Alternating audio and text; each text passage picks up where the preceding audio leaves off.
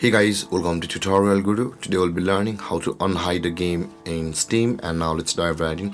Now to unhide a game on your Steam account, first open up your Steam app and log into your Steam account, as I've already logged into my Steam account over here. In order to proceed to find the hidden games to unhide it, guys, at the top left corner of your screen you can see the view button available for us at the top left corner, where just beside the Steam.